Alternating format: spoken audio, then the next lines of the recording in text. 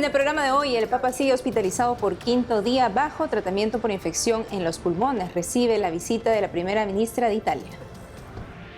Fuera del hospital, la gente reza por la salud del Papa, mientras alrededor de la Santa Sede otros sienten su ausencia ante la acostumbrada audiencia cancelada hoy. En Argentina, la patria del Papa Francisco, los curas villeros, sacerdotes de los barrios populares, celebran misas por su mejoría. El presidente de Estados Unidos, Donald Trump, firma decreto que facilita la fecundación in vitro para tener hijos. Los obispos se oponen en un documento. Tenemos el análisis. Ante las deportaciones masivas e ilegales de Estados Unidos, los obispos de Venezuela destacan que la mayoría de los migrantes venezolanos son trabajadores capaces de aportar para la construcción de una mejor sociedad. Hola amigos, hola Eddie, ¿cómo estás? Bien, gracias Natalie, qué gusto estar contigo como siempre y con nuestros televidentes desde los estudios en Lima, Perú. Bienvenidos a su noticiero con enfoque católico EWTN Noticias. Yo soy Natalie Paredes. Soy Eddie Rodríguez Morel, gracias por acompañarnos. Empezamos las noticias con lo último sobre el estado de salud del Papa Francisco. Nuestra corresponsal Paola Arriaza informa. El estado clínico del Santo Padre es estacionario. Esta es la última actualización del Vaticano sobre la salud del Papa Francisco. La oficina de prensa de la Santa Sede confirmó que los análisis de sangre evaluados por el personal médico muestran una ligera mejoría, sobre todo en los índices inflamatorios. Detallaron cómo transcurrió su jornada. Después del desayuno leyó algunos periódicos y luego se dedicó a su trabajo con los colaboradores más cercanos.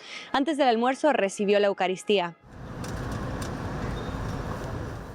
Esta noticia viene después de que la sala de prensa del Vaticano comunicara ayer por la noche que los exámenes médicos revelaron que el pontífice sufre una neumonía bilateral y que las pruebas de laboratorio, la radiografía del tórax y el estado clínico del Santo Padre siguen presentando un cuadro complejo. Además, explicaron que la infección polimicrobiana ha requerido el uso de terapia con cortisona, lo que hace más complejo el tratamiento terapéutico. Tras estas palabras, el Vaticano añadió que el Papa Francisco se encuentra de buen humor. Hasta el momento, la Eucaristía, la oración y la lectura han sido parte de su rutina en el hospital. El comunicado oficial recordó que el Papa agradece la cercanía de todos los que han rezado por él. Frente a la fachada principal del Hospital Gemelli de Roma, a los pies de la estatua de San Juan Pablo II, fieles se acercan a rezar por el Papa. El gobierno italiano publicó un comunicado esta mañana anunciando que la primera ministra, Giorgia Meloni, visitó al Santo Padre en el hospital para desearle una pronta recuperación. Meloni describió el estado del pontífice como alerta y receptivo. Dijo que bromearon como siempre y que el Santo Padre no ha perdido su sentido del humor. El Vaticano confirmó que esta visita tuvo una duración de 20 minutos. En Roma, Paola Arriaza, EWTN Noticias. Ahora escuchemos a la gente fuera del Hospital Gemelli que llega a rezar por la salud del Santo Padre. Sabemos que es un muy buen hospital, por lo que también confiamos en las personas que están cuidando al Papa. Por lo tanto, lo estamos siguiendo todo con atención y con afecto, con oración, pero también con serenidad. Pero anche con una grande serenidad.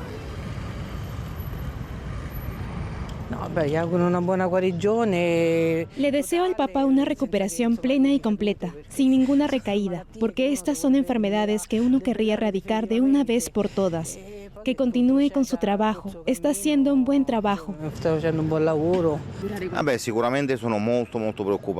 Ciertamente estoy muy preocupado. Le deseo una pronta recuperación y estamos rezando profundamente por él. Un Papa muy bueno, un Papa genial. Esperamos que esté con nosotros durante mucho tiempo. Mis mejores deseos. Nadie es lo suficientemente fuerte por su cuenta.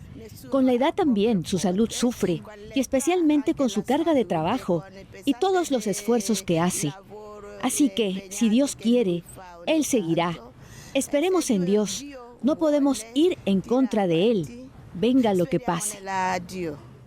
Y en otra parte de Roma, alrededor de la Santa Sede, peregrinos por el año jubilar mostraron su preocupación por las enfermedades que aquejan al Papa y no poder verlo en la audiencia de este miércoles que fue cancelada. Veamos.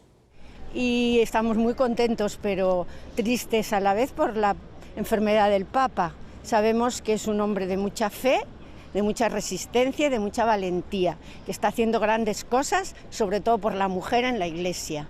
Y eso nos da mucha alegría. Estamos rezando para que se recupere y pueda volver, si es la voluntad de Dios, porque eso está ante todo. Al ser miércoles, normalmente debería realizarse la audiencia, pero desafortunadamente el Papa está enfermo. Lo más importante es que tenemos que rezar por su salud. Para mí, está haciendo muchas cosas buenas para la Iglesia y la gente. Así que a pesar de que no podemos encontrarnos con él directamente en la audiencia, permanecer con él en oración es lo importante. Bueno, queríamos saludar al Papa con nuestros trajes tradicionales y el Año Nuevo Lunar fue muy reciente, así que también queríamos inclinarnos tradicionalmente y formalmente frente a él.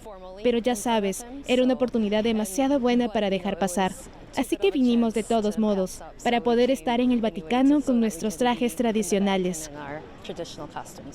Y en Argentina, país natal del Papa Francisco, fieles se congregaron en la antigua capilla de una de las villas en las que celebraba misa Jorge Bergoglio antes de ser pontífice. Veamos. Esta es la Villa 31, uno de los barrios más grandes de Buenos Aires y más queridos por el Papa Francisco en Argentina. En las paredes hay pinturas con su rostro.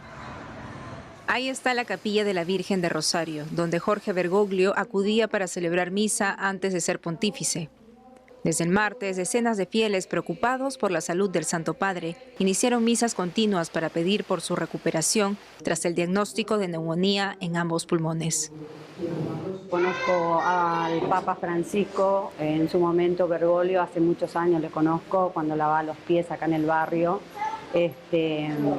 Bueno, nada, y la verdad que temo por su salud y estamos todos preocupados. Siento una tristeza que el padre esté pasando por esta situación, pero bueno, tengo fe que Dios lo va a sacar adelante y nada, me parece algo lindo, un gesto tan lindo de que todas las iglesias se unan, especialmente acá, que creo que él daba misa en esta iglesia.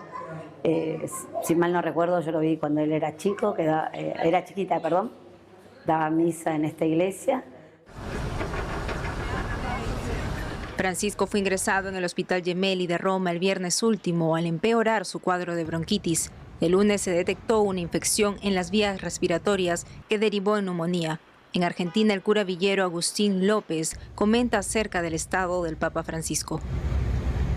Me parece que es un modelo de pastor y también de líder para el mundo de hoy. Por eso,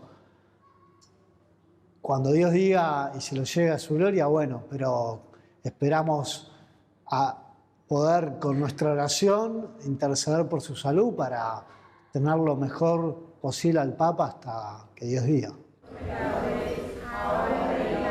Los fieles en Argentina continúan en oración por la mejoría del Papa. Y en América, las diócesis de los diversos países convocan a los fieles a unirse en oración por la salud del Papa Francisco. Conozcamos las iniciativas organizadas por los obispos. Estados Unidos. El episcopado estadounidense comparte en sus redes sociales una oración especial por el Papa Francisco. Dice así: «Oh Dios, pastor y soberano de todos los fieles, mira con buenos ojos a tu siervo Francisco, a quien has puesto al frente de tu iglesia como su pastor. Concédele, te rogamos, que con la palabra y el ejemplo sirva a aquellos a quienes preside, para que junto con el rebaño confiado a su cuidado, llegue a la vida eterna». México. Los obispos mexicanos elevan sus oraciones a la Virgen de Guadalupe para que interceda por el Santo Padre y le conceda fortaleza. En redes sociales, los prelados animan a los fieles a rezar un Padre Nuestro y un Ave María por la recuperación del Sumo Pontífice. Nicaragua. La Arquidiócesis de Managua publica una oración especial por la salud del Papa.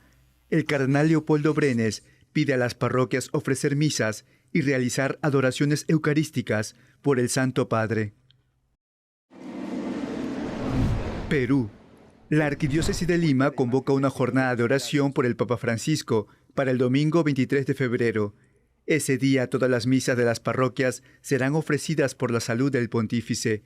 Además, anima a los religiosos, movimientos laicales, hermandades, colegios católicos y cofradías a unirse a esta cadena de oración con el rezo del Santo Rosario, pidiendo la intercesión de los santos peruanos.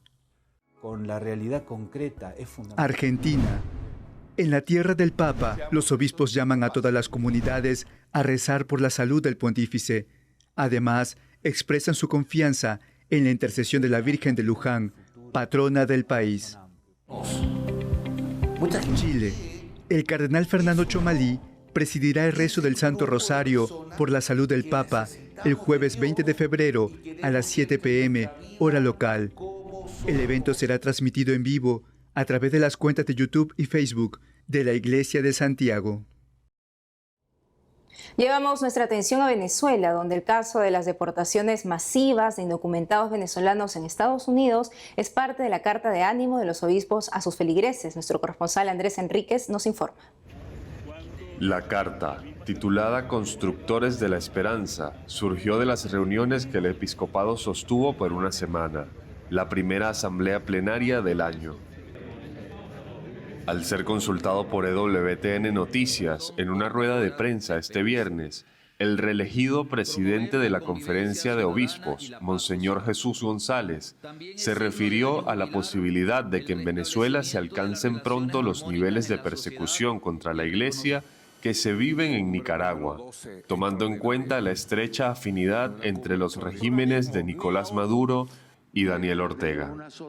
Bueno, nosotros rezamos para que rezamos y trabajamos para que las condiciones de Venezuela sean las que aspira la inmensa mayoría de nuestro pueblo, que es que todos podamos vivir en armonía y en paz, que aquí en Venezuela pues haya las condiciones de libertad, de trabajo, de expresión plural y de expresión religiosa plural que todos, la mayoría pues de los venezolanos aspiramos. Y por eso pues rezamos y trabajamos para no llegar a situaciones graves que se dan en otros países. Los obispos reconocen que uno de los mayores anhelos de los venezolanos es vivir en paz y libertad, aunque aseguran que no será posible mientras no se resuelva la crisis política que atraviesa el país desde las elecciones presidenciales del año pasado. Si queremos vivir en una sociedad democrática, participativa y protagónica, es necesario recuperar la primacía de la verdad y la justicia, de la dignidad de la persona y del bien común, poniendo a un lado los intereses particulares o partidistas. El episcopado venezolano pidió también formas de amnistía o de condonación de pena para los presos políticos. Asimismo, que se garantice para todos el respeto del debido proceso y de los derechos humanos y constitucionales. Además, hablaron sobre la crisis migratoria, que desde las últimas semanas está en el centro del debate público en Venezuela y Estados Unidos. Otro campo sobre el cual debemos contribuir a brindar signos de esperanza es el de la migración, realidad que en nuestro país ha alcanzado proporciones dramáticas. Las expectativas son que la cifra de cerca de 8 millones de migrantes venezolanos crecerá si no cambian significativamente las condiciones económicas, sociales y políticas del país.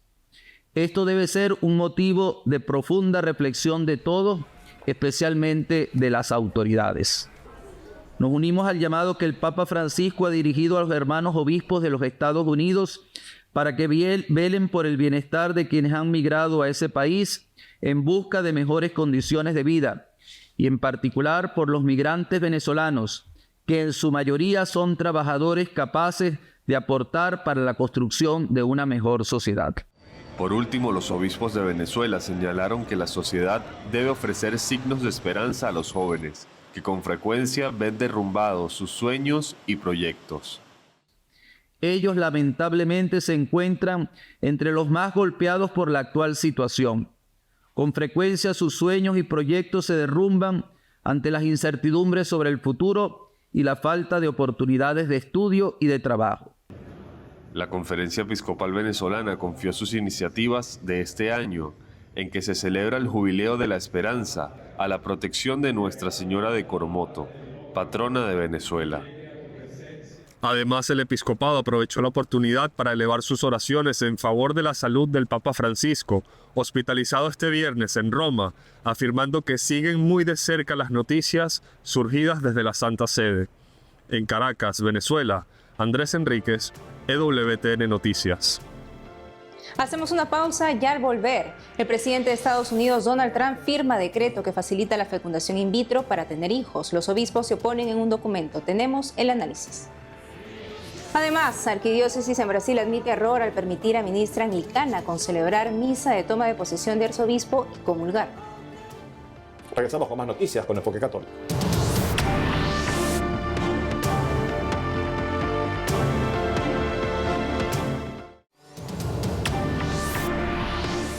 Y este martes en Estados Unidos el presidente Donald Trump firmó una orden ejecutiva que instruye al Consejo de Política Nacional a estudiar fórmulas para reducir los costos de la fecundación in vitro para tener hijos y ampliar el acceso a este tratamiento de fertilidad. Creo que las mujeres, las familias y los maridos estarán muy agradecidos, declaró Trump en una rueda de prensa tras la firma del decreto. La decisión de Trump ha generado un fuerte rechazo entre grupos a favor de la vida debido a la destrucción de embriones humanos en el proceso. Y sobre la fertilización in vitro para tener hijos promovida por Donald Trump, los obispos de Estados Unidos acaban de publicar un documento de 3 páginas contra este tratamiento titulado Una introducción católica a la fertilización in vitro. Para una reflexión sobre este pronunciamiento estamos conectados con la doctora Pilar Calva, por estos días dictando un curso en la selva del Perú. Ella es médico cirujano con especialidad en citogenética y genética humana. Doctora Pilar Calva, siempre es un gusto tenerla con nosotros en EWTN Noticias. Doctora, ¿de qué manera los obispos estadounidenses recuerdan en su documento por qué no es bueno el tratamiento de fertilización in vitro? Contestando a tu pregunta, creo que lo primero es definir qué es la fertilización in vitro y que se llama FIV-TE. ¿Qué quiere decir la TE? Con transferencia de embriones. ¿Qué se hace cuando se hace esta técnica? De manera separada a la unión esponsal, el hombre va y se masturba y de esa manera obtienen el semen. Este semen lo preparan, que quiere decir lo capacitan. Por otra parte, a la mujer le dan medicamentos para hiperestimular el ovario, es decir, para hacerla que ovule de más, para poder capturar entre 8 y 10 óvulos. Ambos los meten en un platito de laboratorio, pues una cajita de Petri, y ahí es donde se da la fertilización. La concepción, la unión de los gametos, se da en un frío platito de laboratorio. Tristemente, después se seleccionan de 3 en 3, lo cual es una forma de eugenismo.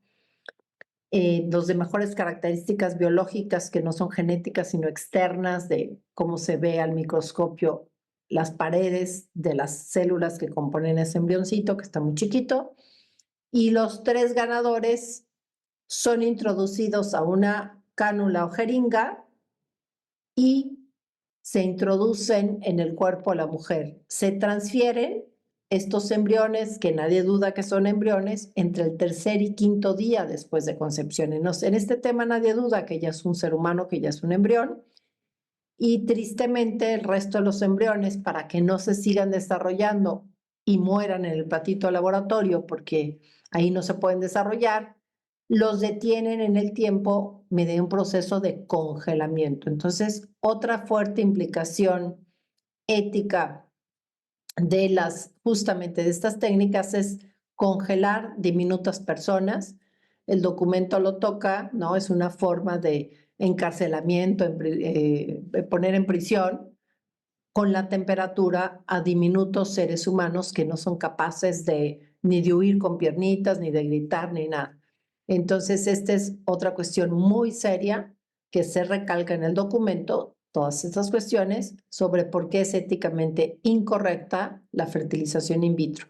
Y señalo que tanto en el mismo proceso como en estar regresando a los embriones, como en congelarlos y descongelarlos, que es muy agresivo porque se descongelan a muy bajas temperaturas, muchos de ellos los matan porque es de un acto humano, es un procedimiento, y entonces hay matan a más hijitos tratando de obtener un hijito, que es una paradoja, que per se muchas veces estar yendo a la clínica a hacer el aborto de uno en uno.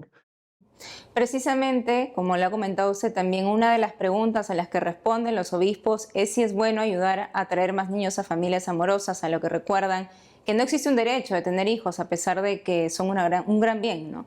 En ese sentido, ¿cuál es la alternativa para aquellas personas que no pueden tener hijos? Ellos hablan de una medicina restaurativa, restorative medicine, que quiere decir que hay que restaurar o ayudar a solucionar el problema que tiene el matrimonio para poder concebir.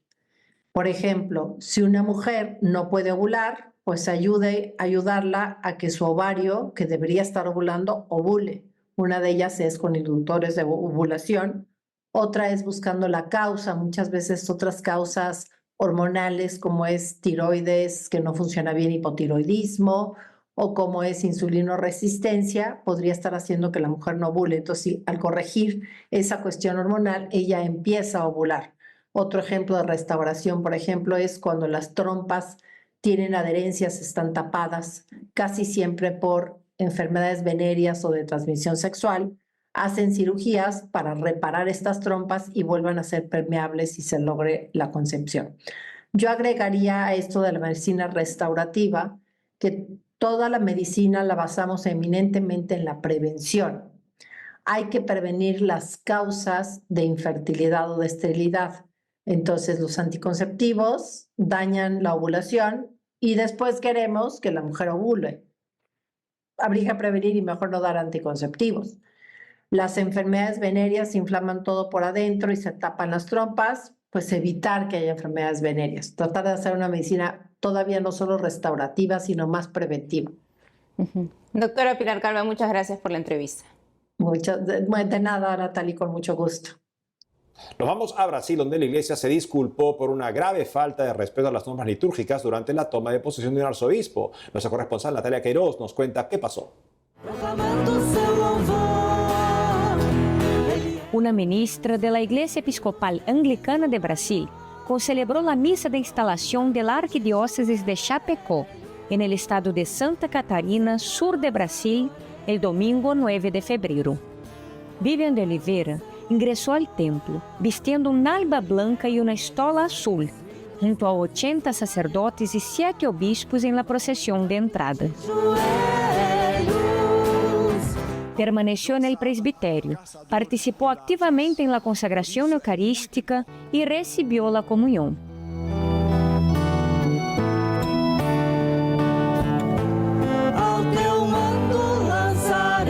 El Código de Derecho Canónico prohíbe a los sacerdotes católicos celebrar la Eucaristía con sacerdotes o ministros de iglesias o comunidades eclesiales que no están en comunión plena con la Iglesia Católica. Sobre dar la comunión a personas de otras religiones, el Código dice: los ministros católicos administran los sacramentos lícitamente solo a los fieles católicos, los cuales a su vez solo los reciben lícitamente de los ministros católicos. La misa fue presidida por el arzobispo de Chapecó, Monseñor Odelir José Magri, quien asumió la posesión de la arquidiócesis en este día. Arrodillado delante del altar, él profesó la fe católica, reafirmó su creencia en las verdades de la palabra de Dios y las enseñanzas de la Iglesia. También hizo el juramento de fidelidad, comprometiéndose a mantener la comunión con la Iglesia Católica, preservar la integridad de la fe y promover la disciplina eclesiástica. Nosso novo arcebispo. EWTN contactó a la Arquidiócesis de Chapecó, pidiendo aclaraciones sobre la participación de la ministra anglicana en la concelebración de la misa y el motivo por el cual recibió la comunión. La asesoría de prensa respondió con un comunicado firmado por Monseñor Odelir José Magri. En referencia a lo ocurrido durante la misa solemne de instalación de la Arquidiócesis de Chapecó y mi toma de posesión como arzobispo metropolitano, informamos que ya nos hemos comunicado con la Nunciatura Apostólica en Brasil sobre las circunstancias de este incidente aislado de violación inadvertida de las normas litúrgicas. Renovamos nuestro compromiso con la ortodoxia doctrinal y la ortopraxis litúrgica y nos esforzaremos por evitar errores futuros. Desde el 2014, Monseñor Odelir ha sido obispo de Chapecó. Con la elevación a arquidiócesis, asumió el cargo de arzobispo. También es presidente de la región Sur 4 de la Conferencia Nacional de los Obispos de Brasil. En Petrópolis, Natalia Queiroz, EWTN Noticias. Amigos, esto ha sido todo por hoy. Gracias por haber estado con nosotros. Saben que pueden seguirnos en las redes sociales, también de lunes a viernes a las 12 del mediodía, hora de Miami, en Radio Católica Mundial y su programa Más que Noticias con un servidor. Hasta entonces.